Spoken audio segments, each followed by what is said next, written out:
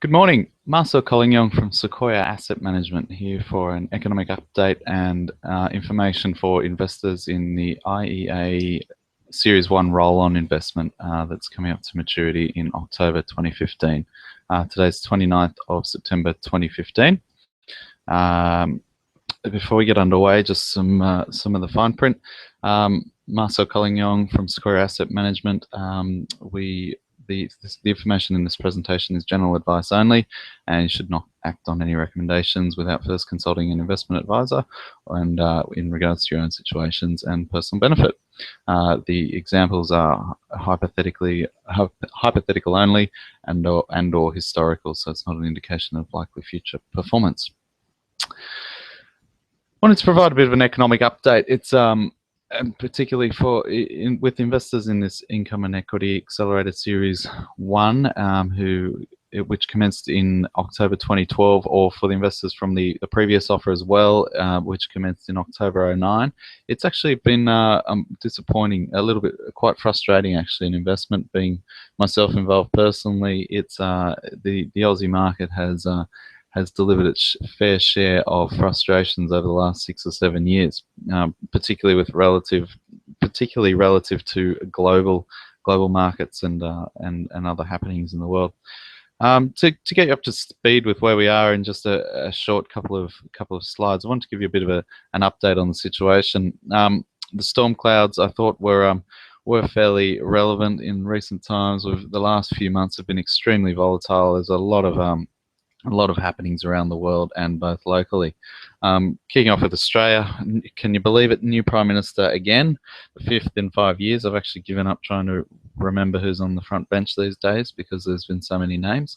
Hopefully this one will last for a while, and hopefully it will be seen as quite a positive thing for the country, which many are saying it will be. There's part of the problem with having 5 prime ministers in 5 years has been a lot of these economic reforms that have been proposed have failed to be implemented due to mainly political backstabbing or jostling for power, and it's actually getting quite frustrating, and we as the Australian citizens are suffering as a result. So it is quite frustrating when your leadership is not providing clear direction. Economic growth has slowed down in the past few years as well, but primarily still with the whole resource boom slowing down, continues to be the major reason, along with a fairly tough agricultural environment still, with pockets of drought or pockets of flooding. It seems to be the farmers continue to do it tough. So there has been a lot on the economic agenda that hasn't been as positive as we would have liked over the past few years. Second quarter, the economy actually only grew by 0.2%. Housing price growth, on the flip side, has been very positive over the last couple of years in particular, but taken in the context of a 10-year view, it's still been fairly modest in my personal opinion, particularly Sydney. We have had a couple of cracking years, but prior to that it was fairly slow. The APRA has gotten quite concerned, and the RBA. The RBA is likely to have to cut interest rates, but they can't risk accelerating the property bubble further. So APRA has actually become involved, and it's the first time we've seen anything of this nature for as far as I can remember.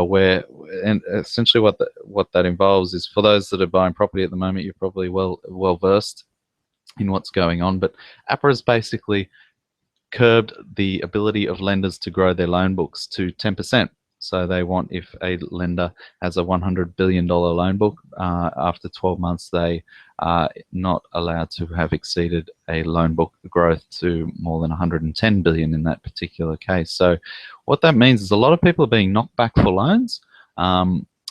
Lenders are pulling out entirely. This is for the investor sector, I should say. They're being either knocked back for loans, or they're having their LVRs scaled back dramatically. So where they might have been pre-approved even already for 90 or 95% finance, they might now only be able to borrow 70 or 80%. So we are seeing in a number of cases we have investors that are having to sell share portfolios to fund additional equity in the property that they bought maybe 12 months ago, which is now due to settle. They might need another $100,000 or something to settle because the bank simply won't lend them as much as they were able to before. But needless to say, property prices have still been very strong, and that does contribute to the sense of well-being in Australia, which has been good. Falling oil prices also been significant. The amount that drivers are paying at the pump is much lower than it was 12 months ago, and certainly 2 years ago.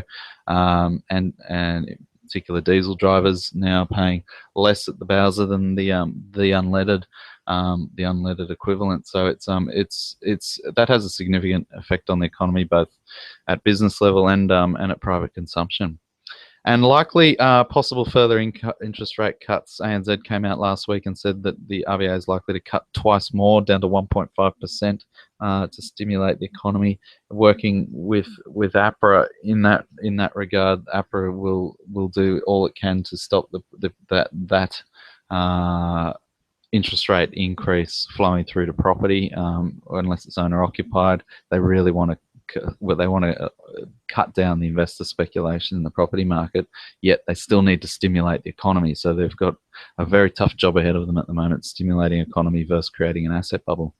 And so what all that translates to is owner occupiers are really in the best situation they have been as far as interest rates go for a long time, with the lowest mortgage rates in history, and probably likely to stay here for quite some time, in our opinion. Certainly, there's a lot more debt out there now than there was 5 or 10 years ago, and the effect of an interest rate rise from here is going to have a much more pronounced effect when they eventually do lift, because everyone is carrying so much more debt, particularly people that are getting into the market in the last couple of years. Median house price in Sydney now at $1 million, we're told. It does make you wonder how everybody can afford to buy a property, but needless to say, that's the market. So there's certainly positive aspects to the Australian economy, but there's certainly a lot of headwind at the moment. Europe has part of the problems have stemmed from Europe in the last few months, with the Greek exit, or the Grexit, of a few months ago, narrowly avoided, and we're slowly seeing some stability returning to the region. There's been a massive $1 trillion stimulus program announced earlier in the year, in the same vein as was announced in the US 6 years ago and Japan a few years ago. The Eurozone is basically going to spend to try and prop up the economy, and it has had a very positive impact in the US and got things going over there, and likewise Japan. So we're actually quite bullish on Europe, and expect that things will turn around with Greece sort of now all but sorted. It looks like they're kind of getting on with the job. And the ECB, in fact, has recently flagged they may actually increase that stimulus, so due to the slowing down in China. The US, our US counterparts are actually doing very well. A lot's happening in the United States. Things are going quite well, despite they too are having a rocky share market on the back of China. But there is a lot happening over there. I'll jump to the second point, because economic growth in the US continues to be strong, and the Fed just last month actually increasing their expectation of growth to around the 2 to 2.3% mark, up from earlier estimates of 1.8 to 2% for the year. So that's very positive. They've got an election happening next year, 2016, and the presidential race has begun. The candidates are out there promoting. So not a lot will probably happen in the political environment until that's resolved next year. But the economy seems to be humming along. US dollar continuing to strengthen, as we've seen against the Aussie, in particular now around that 70-cent mark, when 2 years ago we were up at near enough to parity, certainly the high 90s. It was a lot has changed very quickly, as we did tip a few years ago, so that the Aussie dollar would fall against the US. So that has been good, and it will actually be good for Australia having a weakening currency. The recent rate decision in September caught the market. I guess it was 50-50 that it's expected that interest rates in the US will go up. They did hold off in September just due to the volatility in global markets and just seeing where it was. They don't want to prematurely lift, but it is highly likely that they will lift their interest rate from current levels of 0, most likely by about 25 basis points, so still effectively 0, possibly as early as next month in October. This will have an effect on bonds. Bond prices typically move inversely to bond yields.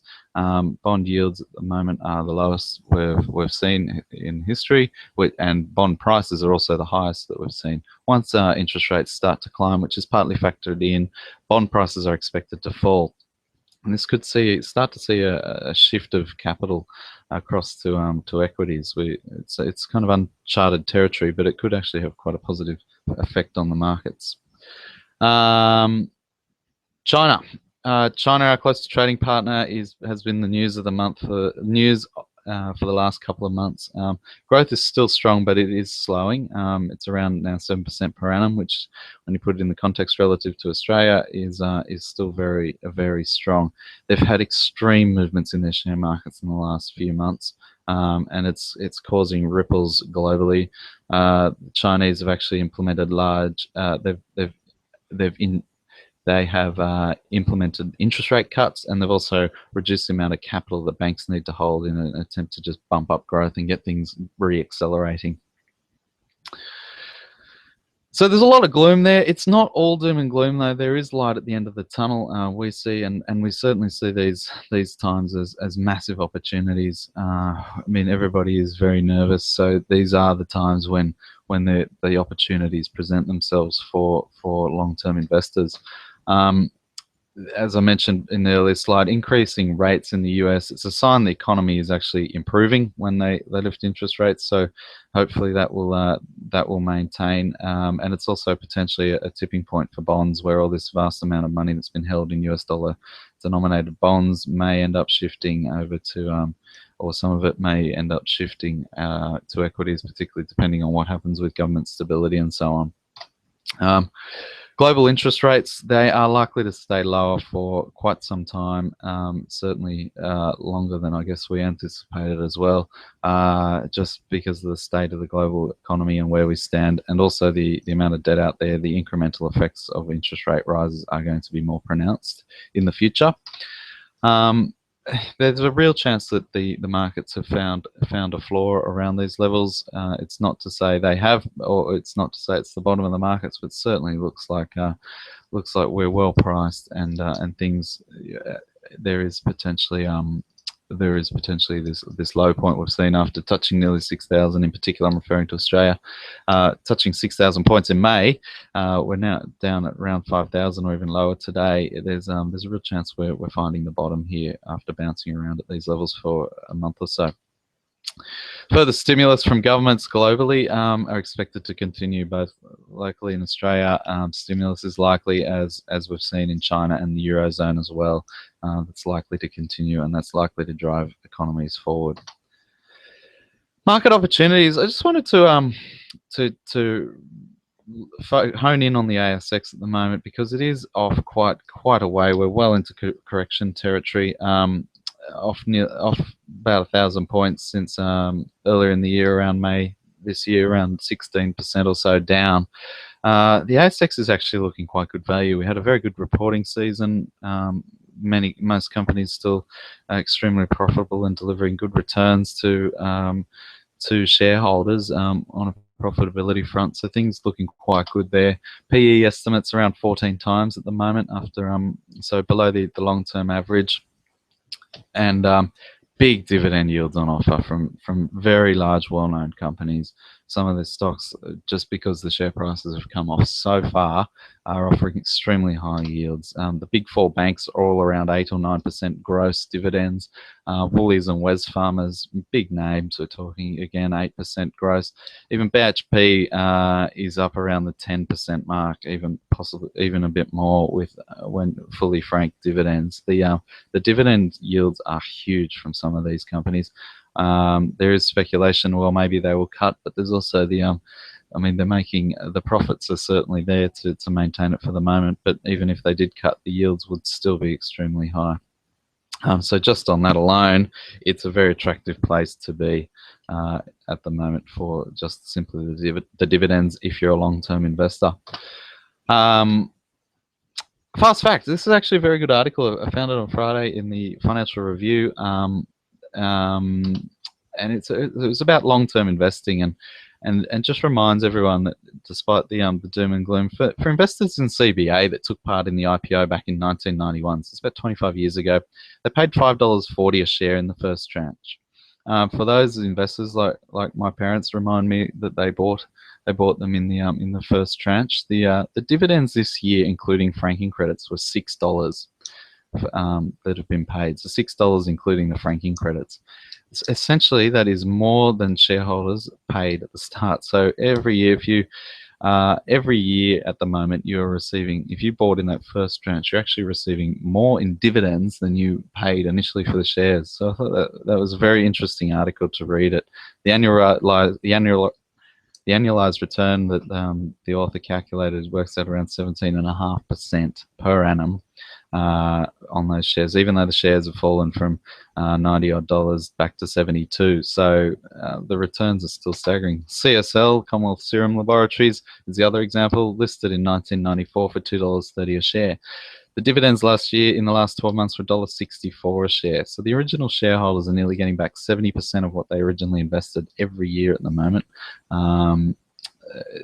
With an annualized return since 1994 even higher of 27%, because CSL has had such a large increase in its share price despite the fall recently. So CSL tends to pay out smaller dividends as a ratio than CBA, but it tends to make up for it in the share prices. Certainly, the author of the article discovered.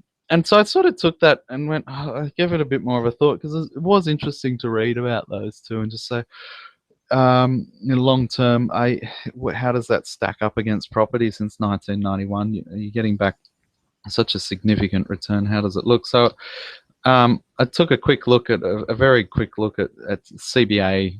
If we had have bought CBA shares in 1991 in the float, or a house in Sydney. In 1991 was the recession, and house prices actually bottomed there. So it was a good point to pick, because the median house price fell to around 145,000 in 1991, during that recession. And what made a few assumptions. I said that what if you received income of 4% during that time and you didn't have any outgoings, so no rates, no land tax, nothing. So it was being very kind. I said you didn't have to pay any of those costs, no maintenance or anything. And we've all recently heard the median house price in Sydney hit $1 million. So it was it was a very pretty good return over 25 years. So working out the income and assuming a sort of a straight line growth during that time for the income of an investment property, works out that the income at 4% over that time would have been around 430,000. Again, we were very kind and said no costs at all associated with it, and haven't included funding costs or anything. So your total value, based on $1 million, if you bought that, if you owned an average house in Sydney, would be including the rent, your total return would have been around 1.43 million, and providing an income now in today's dollars of around $40,000 per annum based on a 4% yield. So yeah, pretty good return, no doubt about it. However, if you had used that same $145,000 and bought CBA shares at the time, this is really the interesting stat. You could have applied for 26,851 shares, and let's assume that you got them all. So you got $145,000 in shares. The income, excluding franking credits. So I've been a bit harsh on CBA shareholders. Well, excluding the franking credits, the cash dividends you would have received on CBA in that time has been $1.25 million. So compare that to the income on the property of 430. It's fairly significant. Your outgoings on shares, well, you don't generally have any. If you just bought the shares and chucked them in the bottom drawer, you don't have any. There's no stamp duty or land tax or anything of that nature to pay. In 2015, at $72 a share, those $26,000 of shares are worth $1.93 million. So the total value of that return in that time is worth $3.1 million. You're receiving an annual income out of that parcel shares of $161,000 fully franked. So if you bought these in your super fund, you're getting the franking credit pickup as well, being $161,000. Even if you didn't buy them in your super fund, you get the tax benefit of those franking credits. So it's the the difference is amazing. I mean, CBA has been a very good performing share, there's no doubt about it. But just looking at that and reminding yourself, like if you're going into the market and you're investing long term, the returns from shares versus property can be substantial, but it does tend to be a bit more of a roller coaster ride. But it's food for thought anyway. The article was in the AFR on Friday if you want to Google it, or if you want more information, just email us at invest@sequoia.com.au and I can flick it through.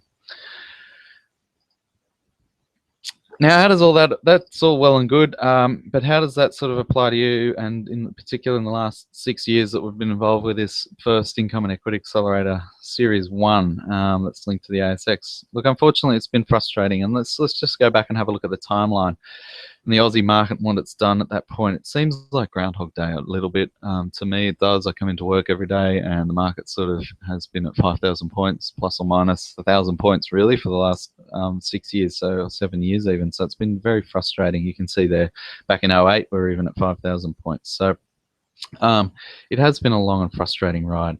This investment commenced in October 2009, so sort of just after the markets had rallied. This particular one started around that just below the 5,000 level. It matured in October 2012.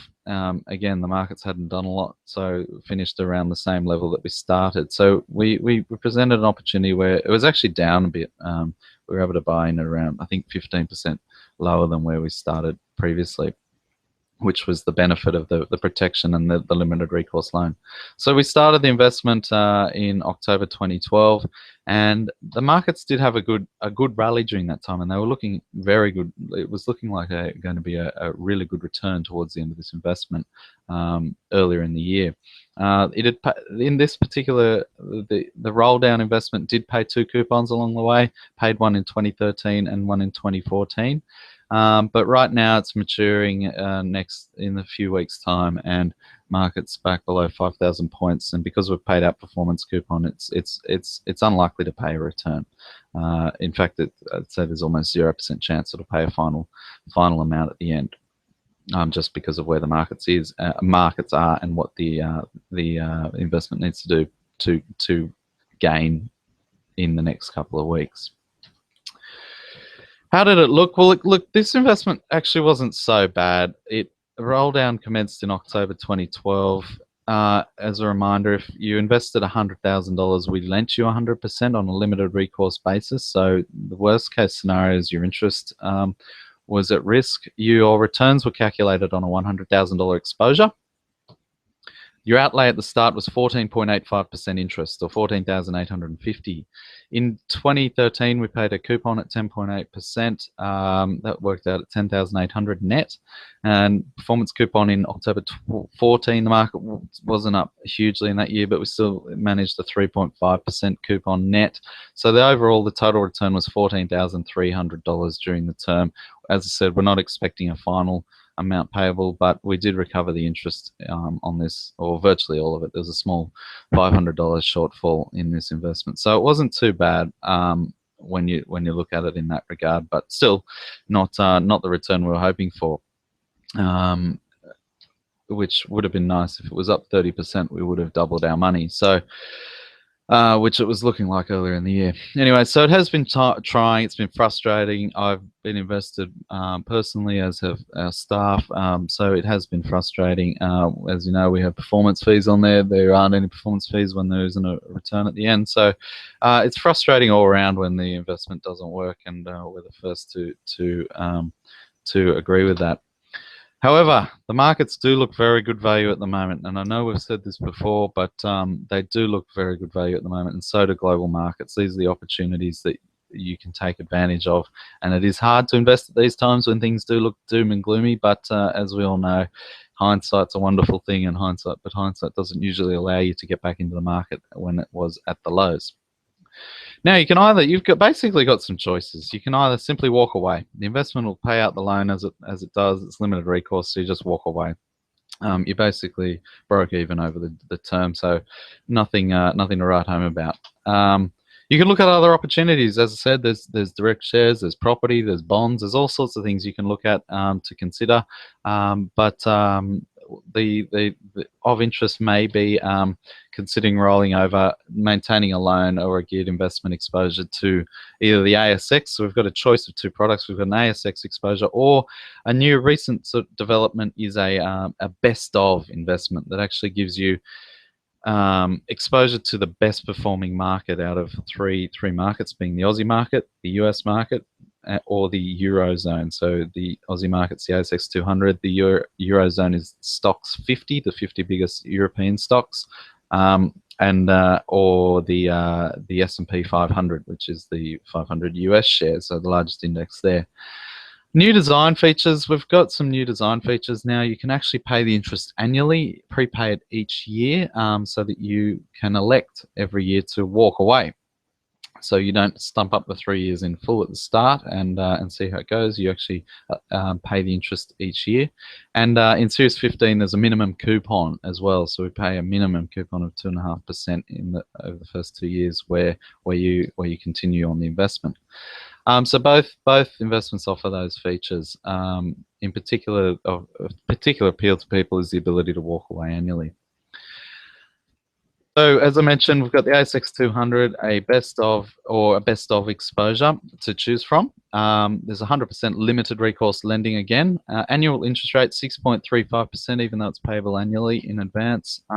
For Series 16, it's hedged in Aussie dollars. So this particular one, while the Aussie dollar now is around 70 or even lower, we're actually hedging the currency exposure because it can go either way. And there's fixed coupons, as I mentioned, in Series 15 of 2.5%. Both series have the ability to walk away every year. So you only pay your interest once a year, and walk away does mean walk away. So you walk away, there's no further penalty. But your risk is then you've just simply paid the interest over that time, so you wouldn't get a return. Minimum coupons at maturity. This is a new feature, and it's designed to lower the break even in the event of a poor performing market, and I'll come to that a bit later. And it's compliant for SMSF. SMSF, so the loan structure is compliant there. As a cash flow example, similar to last time, on an investment of 100,000, you will borrow 100,000. This is for Series 15, the ASX 200 investment, which a number of people have indicated they're interested in rolling over and maintaining that exposure. So in the first year, you pay your interest 6.35% or $6,350. You pay your application fee, a one-off application fee of 2.2%. So your total outlay is 8.55%, or $8,550. In year two, if your prepaid interest is $6,350, that's all you need to pay in the second year. But you get a coupon of 2.5% if you don't walk away. So your total outlay is $3,850 in the second year. So not a significant outlay in the second year. The third year, again, it's the same, 6.35 with a fixed coupon of 2.5%, $3,850 in the second year. So your total outlay, $16,250. It's your maximum that you risk on this particular investment if the ASX 200 is down. But the cash flow, as I mentioned, there's a unique feature here on this particular investment, on these particular series, that helps reduce the risk in the event of a poor performing equity market, and that's a minimum return at maturity. So we've got this flow diagram here in the blue box there. It says, so we essentially go through and do a yes/no answer structure. Is how was the series performance? So what was the series performance for Series 15? If it was less than 0, so imagine that we start at 100 and it finishes at 90, that's 10% down. So the performance is less than 0. At maturity, our final coupon is 0. We've got a limited recourse loan, so we can walk away. If it was higher than 0, that's when we start getting a return, which is fairly normal. So if the performance of Series 15 was greater than 14.05%, so the investment was up 20%, then we would go to the right there and we would work out what our coupon would be. So our coupon would be, in that case, if it was up 20%, we would get a 20% return up to a performance cap of 28%. So if the return was 40%, we'll get 40. Sorry, we'll get 28.1% will be capped there. If, however, the return wasn't greater than 14.5, so it was in between, it was between 0 and 14.5%, we will actually get a minimum return of 14.05%, so equivalent to your interest. So if the investment is only up 1%, we will actually get a higher return, being 14.05%. So what that is ideal for is a situation like now where say the investment is only flat during the term. If it's up only 1 or 2%, then we'll actually get a minimum return of 14.05%. So it helps reduce that risk of moderate performance, yet we've got a geared investment.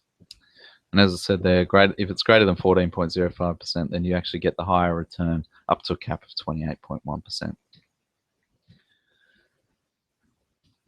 Key risks. So there's risks with any investment, and this one is no exception. Your return's affected by the performance of the relevant reference assets. So Series 15, that's the ASX 200, or Series 16, it's the performance of the best performing index during the time, and that your returns may or may not be greater than your interest and fees.